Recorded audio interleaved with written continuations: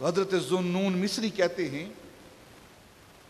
تو میں نے آواز سنی، میرے کانوں کے اندر آواز آئی، کن مثلی، اے ذوالنون مصری تو میری مثل ہو جا۔ آپ فرماتے ہیں کہ کوئی بندہ بشر نہیں ہے، کوئی زیرو وہاں موجود نہیں ہے، ہر طرف ریگستان ہی ریگستان ہے، کوئی پرندہ نہیں وہاں، کوئی انسان نہیں وہاں، کوئی آبادی قریب نہیں ہے۔ تو میں نے غور کیا کہ آواز کہاں سے آ رہی ہے، میں ادھر ادھر دیکھنے لگا تو کہتے ہیں کہ مجھے کوئی شخص نظر نہ آیا تو میں پھر بیٹھ گیا، تھوڑی دیر بعد پھر آواز آئی، کن مثلی، تو میری طرح ہو جا۔ فرماتے میں نے پھر غور کیا، چاروں طرف دیکھا، کوئی بندہ نظر نہ آیا۔ جب تیسری مرتبہ آواز آئی کن مثلی، میری طرح ہو جا، تو کہتے ہیں کہ میں نے جب غور کیا تو میں نے اس چیز کو جان لیا کہ یہ آواز درخت سے آ رہی ہے، یہ درخت مجھے کہہ رہا ہے کہ کن مثلی، تو میری طرح ہو جا۔ تو کہتے ہیں میں نے درخت سے خطاب کرتے ہوئے، مخاطب ہوتے ہوئے پوچھا کہ تو کہہ رہا ہے میری طرح ہو جا، کیا مطلب ہے اس بات کا؟ تو کہنے لگے درخت سے مجھے آواز آئی، یہ جو میں نے تجھے کہا ہے کہ میری مثل ہو جا، تو اس کے کہنے کا مطلب کیا ہے، میں کیا کہنا چاہتا ہوں؟ کہتے ہیں درخت نے کہا کہ دیکھ، لوگ میرے نیچے آ کر بیٹھتے ہیں، میری مجھ سے چھاؤں حاصل کرتے ہیں، میں پھل دیتا ہوں،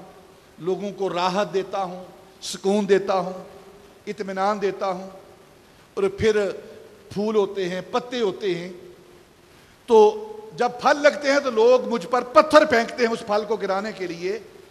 ان کے پتھر مارنے کے باوجود میں انہیں پھل دیتا ہوں، انہیں نفع دیتا ہوں۔ تو تو بھی دنیا کے اندر اے انسان، اے ذوالنون مصری، تو بھی دنیا کے اندر اسی طرح ہو جا کہ لوگ تجھے تکلیف دیں،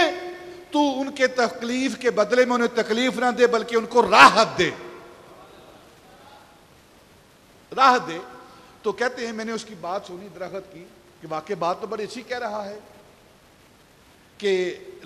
اگر لوگ تکلیف دیتے ہیں تو تم بھی تکلیف دو گے تو پھر فرق کوئی نہیں رہے گا۔ جس طرح حضرت بابا فرید کی بارگاہ میں ایک شخص آیا نا، اس نے کہا حضور فلاں شخص ہے، مجھے بڑی گالیاں دیتا ہے، مجھے برا بلا کہتا ہے، مجھے بڑی تکلیف دیتا ہے، تو میں بھی اس کو گالیاں دوں گا، میں بھی اس کو تکلیف دوں گا، میں بھی اس کو نقصان پہنچاؤں گا۔ تو آپ نے فرمایا بیٹا، اگر وہ تجھے تکلیف دے رہا ہے تو بھی تکلیف دے گا، وہ تیری راہ میں کانٹے بچھا رہا ہے تو بھی اس کی راہ میں کانٹے بچھائے گا، تو پھر تو ساری دنیا کے اندر کانٹے ہی کانٹے ہو جائیں گے۔ اگر وہ تجھے تیری راہ میں کانٹے بچھا رہا ہے تو تو واپس میں کانٹے نہ بچھا بلکہ ان کانٹوں کو چن لے، راہ کو ہموار کر دے۔ اگر وہ جو تجھے تکلیف دے رہا ہے تو اس کے بدلے میں تو تکلیف نہ دے بلکہ تو اس کی راحت کا سبب بن، پھر ایک وقت آئے گا اس دنیا کے اندر راحت ہی راحت تقسیم ہوگی۔